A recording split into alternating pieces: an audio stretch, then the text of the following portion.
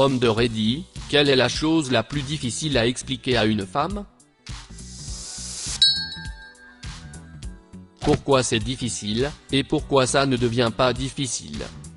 Pourquoi je ne sais pas ce que fait mon meilleur ami dans la vie, même après avoir passé la journée avec lui? Je discute avec mon ami pendant 1 heure au téléphone. On parle de jeux vidéo, de sport, etc. C'est mon ami depuis le lycée et nous étions garçons d'honneur à nos mariages respectifs. Donc, après l'appel, ma femme me dit, que se passe-t-il avec sa famille? Je ne sais pas. Tu n'as pas parlé de sa famille? Écoute. Je suis sûr qu'ils vont bien. Si ce n'était pas le cas, il me l'aurait dit. Moi au téléphone avec mon meilleur ami pendant 1 heure. Ma femme, comment va-t-il? Moi, bien. Ma femme, je pensais qu'il était malade le mois dernier et qu'il avait été licencié de son ancien travail. Mais j'ai entendu dire qu'il allait mieux et qu'il avait trouvé un nouveau travail. Moi, oui, donc il va bien. Mec, quand je suis au téléphone avec mes amis, nous ne saluons même pas. Ou maison. Viens. Ok. Fin. Ce n'est pas parce que je n'ai pas de larmes qui coulent sur mon visage que je ne suis pas aussi triste que toi. Cela me touche profondément. Parfois, les hommes semblent tellement à l'écart de leurs émotions ou ont un visage tellement impassible que je ne peux pas le dire. Cela me rend triste de penser à toutes les fois où j'ai eu l'impression que quelqu'un ne se souciait pas du fait qu'il était peut-être vraiment triste lui aussi. C'est tellement vrai. J'ai perdu mon emploi hier à cause du Covid. J'aimais ce travail et la plupart des membres de l'équipe. Ma petite amie pleurait en me demandant pourquoi elle était plus bouleversée que moi.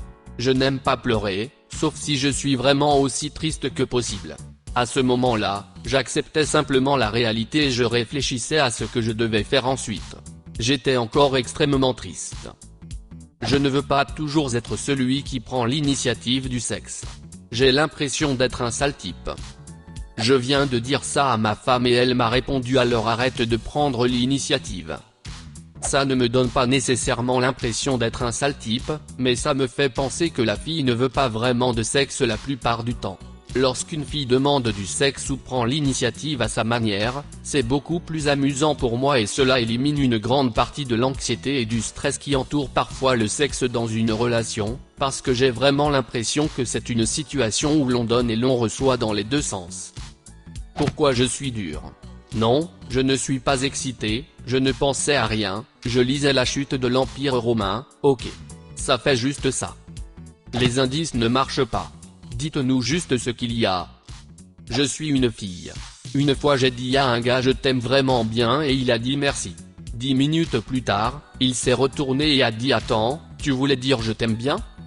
Je ne suis pas en colère, je n'ai juste rien à dire. Je veux juste qu'on me laisse tranquille pour que je puisse régler mes problèmes sans te blesser parce que je suis de mauvaise humeur. Il est difficile de le dire à ce moment-là, mais le mieux serait de dire je suis de mauvaise humeur, mais je veux régler mes problèmes moi-même pour le moment. Je demanderai de l'aide si j'en ai besoin et je te promets que cette humeur n'est que temporaire.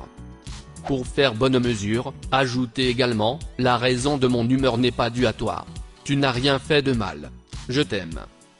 J'étais à la maison, quand ma femme et ses amis sont rentrés du pub un jour, elles me regardaient bizarrement et souriaient, j'ai demandé ce qui se passait, elles ont d'abord refusé de me le dire. J'ai demandé ce qui se passait, elles ont d'abord refusé de me le dire. Après un petit moment d'insistance, l'une d'entre elles a dit, j'ai entendu parler de ta bite et elles ont toutes éclaté de rire. J'espère que tout va bien. Et ils ont ri, et c'était la fin de tout ça. Après leur départ, je me suis demandé ce que j'avais bien pu leur dire, et ma femme m'a répondu qu'elle avait raconté à ses amis nos ébats vigoureux pendant notre lune de miel au Mexique, apparemment dans les moindres détails. Nous y sommes restés 1 semaine et avons probablement fait l'amour 3 fois par jour, nous étions tous les deux très endoloris en rentrant à la maison. Nous avions une formule tout compris, alors nous avons fini par nous saouler et nous sommes devenus assez physiques l'un avec l'autre, comme on le fait pendant une lune de miel. Elle m'a dit, peu importe, tu dois probablement parler de nous à tes amis quand il n'y a que des garçons. Je ne sais pas ce qu'il en est pour vous, mais l'extrême de ce que je dis est généralement un haussement de sourcils et quelque chose comme Ayeboa. Je n'ai jamais décrit le corps de ma femme à un seul de mes amis, rien en détail de mes partenaires sexuels, avant ma femme, et ça l'a époustouflé. Apparemment, les filles en parlent en détail, mais pas les hommes. Et ils supposent que nous le faisons, et nous supposons qu'ils ne le font pas. Si nous disons que nous ne faisons rien, le rien n'est pas un vide à combler. Le rien est l'activité et nous l'aimons. Tu as quelque chose de prévu ce week-end? Je n'ai rien de prévu. Super. On devrait. Laissez-moi clarifier. J'ai prévu de ne rien faire. J'ai trouvé. Je peux alterner le fait de ne rien faire avec les activités suivantes. Jeux vidéo, lecture, cuisine, manger, dormir. Mais mon intention est de le faire par moi-même sans entendre une autre voix. Lorsque je parle de mes sentiments, je veux être entendu, compris et que quelque chose change. Lorsque nous nous disputons à propos de mes sentiments, je ne fais que les réprimer. Ma mère me fait ça tout le temps quand je veux me plaindre de quelque chose ou parler de ma vie. Quand j'avais ton âge, j'ai vécu les mêmes choses, si tu avais fait ça à la place, ça ne serait pas arrivé. C'est comme si tout ce que je pense et ressens était invalide parce que d'autres personnes sont passées par là ou que j'aurais pu prendre d'autres décisions. Une gentille dame qui m'aime à la folie, mais je mets normalement fin à la conversation quand elle fait ça. Le fait que nous puissions monter dans une voiture avec un autre homme pendant 5 heures sans dire un mot.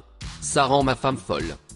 J'ai conduit 400 miles avec mon père pour aller voir ma sœur et la plupart de nos sujets de conversation étaient sur le moment où nous allions nous arrêter et manger quelque chose et comment nos repas étaient bons. Et il n'y a rien de mal à ça. Du tout. Il est tout à fait possible d'écouter tout ce que vous dites, de tout comprendre et de l'oublier 5 minutes plus tard, surtout sous pression. Nous n'avons pas peur du mariage. Nous avons peur du divorce.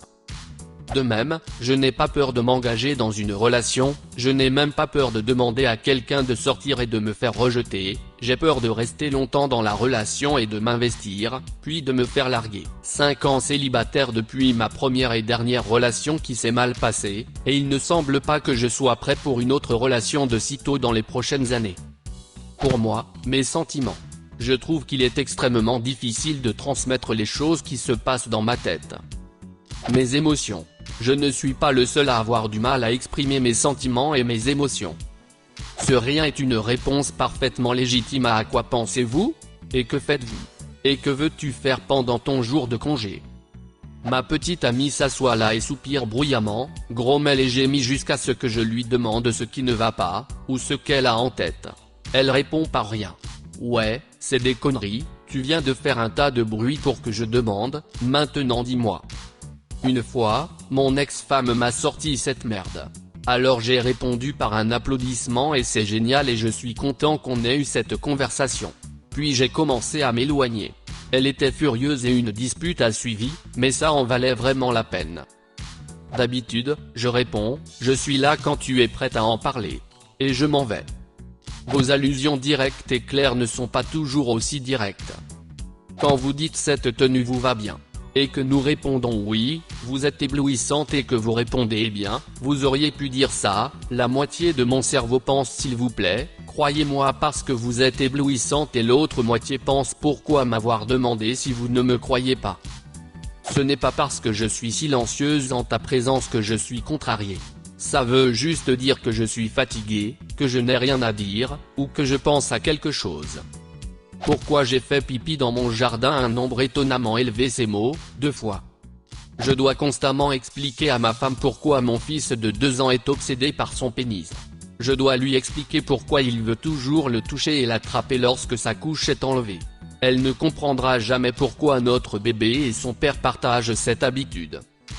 Cela pourrait l'aider si elle savait que c'est normal pour certains bébés.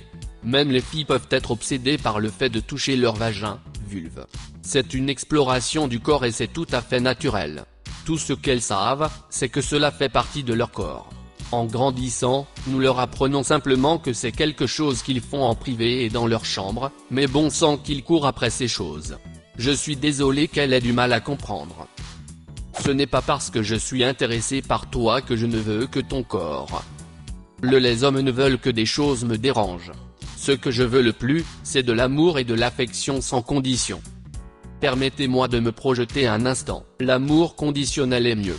Cela signifie que les 2 parties doivent faire des efforts pour obtenir ce qu'elles désirent. L'amour inconditionnel est la façon dont vous vous retrouvez avec des relations abusives à long terme, en permettant et en étant l'un des conjoints de l'émission ORD. Le compromis est une voie à double sens. Si tu veux ces draps rose pastel et ces murs rose pastel, je prends la lampe Star Wars. Comment c'est de faire pipi avec une érection?